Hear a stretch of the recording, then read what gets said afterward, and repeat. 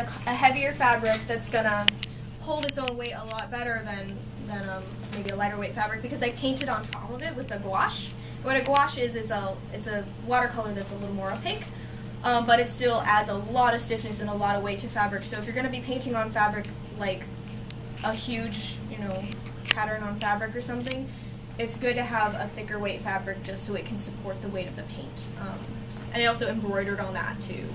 And yeah.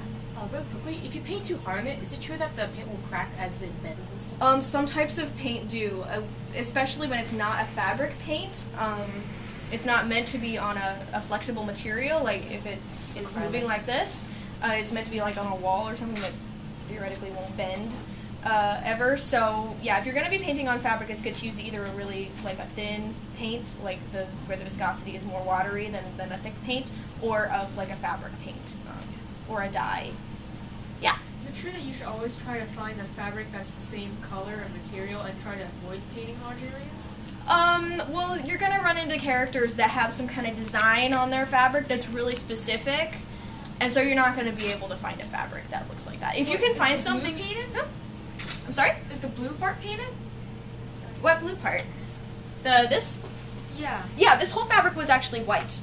Because what I started with was a gradient, because it's darker blue at top and lighter, it's almost white at the bottom.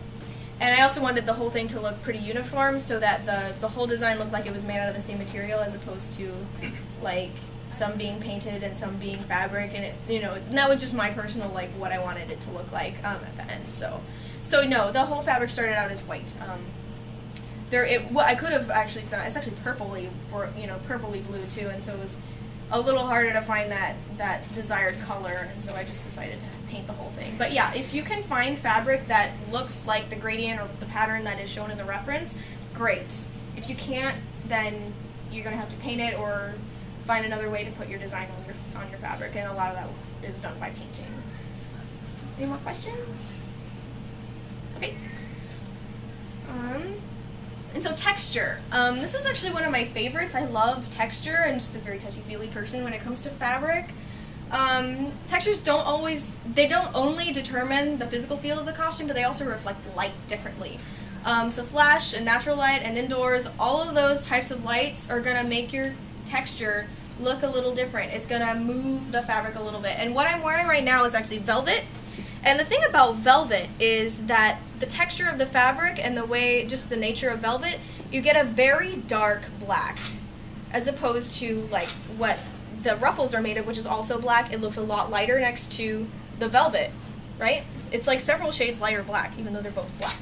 And so, I thought it was purple. Oh, there's purple too. It's black and purple. So, but it all looks different in different lights. And so you just kind of get that feel for it. And the texture is going to do, if it's got like a fuzz going on, the fuzz is going to be reflected, or it's going to shadow some other things, versus if it's like a slubbed type, like Dupioni silk, has that kind of slub texture, like it's almost made wrong, it's supposed to look that way. That's going to reflect your light differently. So each element of the costume has a chance to make its own statement, and that's also really important. So since textures help your fabrics reflect light differently, each element of your costume can reflect light differently, and that's how things kind of stand out. That's how you make some fabrics pop while others kind of recede, and you don't want necessarily everything to pop if you want something to stand out, especially if you worked really hard on this area and you want it to look good, and then no one sees it because it's blending into the other fabric, and that's really sad. And yeah, don't let your fabrics overpower each other, because they can, and texture is a way to kind of keep them separated as far as dimension goes. Okay, so texture is very rarely given in the anime and the manga. You don't necessarily see that there's like a fuzz going on in their fabric unless it's like fur. And so this is your chance to be creative. I'm going to say this a couple more times in this presentation, but use your texture to be really creative with your costumes. Just because anime is two-dimensional doesn't mean you have to be, because we are three-dimensional human beings living in the real world. This is a picture of my Steel Phantom Hive costume from anime 2009. And what I liked about this particular photo is that the photographer desaturated a lot of the picture. The real costume is really blue, but with taking a lot of the color out of the picture, you really get the value of the fabric. And what the fabric is made of is an embossed moleskin, which you can get at like Joann or somewhere.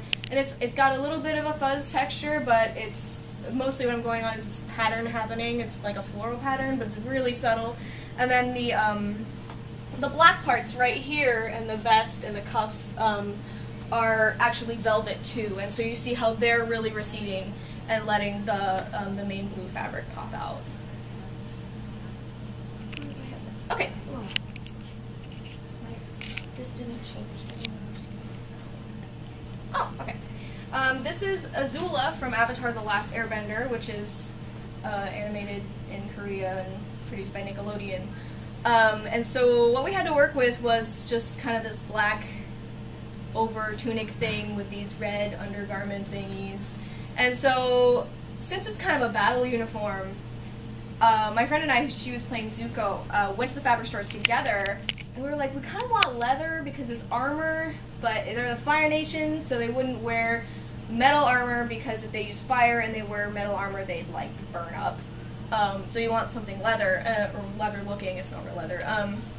And we went to the fabric stores together, we found this snakeskin stuff that's actually got kind of a green hue to it. It's mostly black, but it's like green in sunlight, it's really gross. And we kind of looked at it together and we were like, this could work. And we kind of, like, we ran with it. And then this weird red fabric that is pleated, it's like pleated taffeta. It's the ugliest thing you've seen on the mold. It's really gross. And so we kind of ran with it. We took our swatch of the greenish snakeskin vinyl thing to the other fabric store that we found this red taffeta at, and we're like, this could also work. And it was just kind of a weird experiment, I think, just in texture, and you see how interesting it is, you know, whereas what the reference shows is kind of these flat black, red, yellow colors, and what we kind of brought out the interest in the costume with the textures. Yeah? How did you get the fabric, or work the fabric into the shoulder? Oh, did you make them and then glue it, or?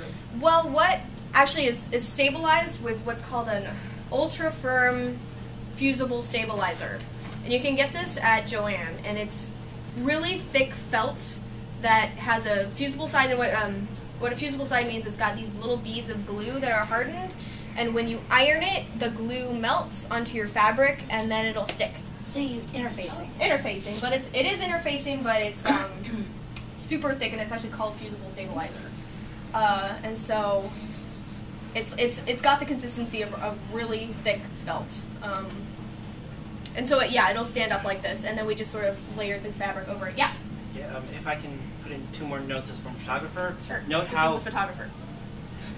Note how this fabric is shiny and you're seeing a reflection of the flash. If you're going into a photo shoot and you know the photographer's going to be using flash and you're going to get a very shiny fabric, it's going to look, you know, weird. The photographer's going to have to work around that. Also, on the other side, if you have a very light fabric, flash makes light fabrics even more light and more translucent. So something that looks like it's covering but barely without a flash, put a flash on it and it becomes sheer and you can go through it. So Yeah. And I'm gonna be careful of that. Yeah, I'm going to talk more about the on-camera aspects of stuff too. No, that's okay. Sorry. That's cool. I wanted to hear your 2 cents. Thank you. So anyway, this was the photographer of this photo, and so it was kind of cool to hear his perspective of it too. And so yeah, you can kind of see in this particular costume how the textures really make it, the whole thing, look really interesting as opposed to what it could look like, which would be really flat, because the reference we're working with is just flat.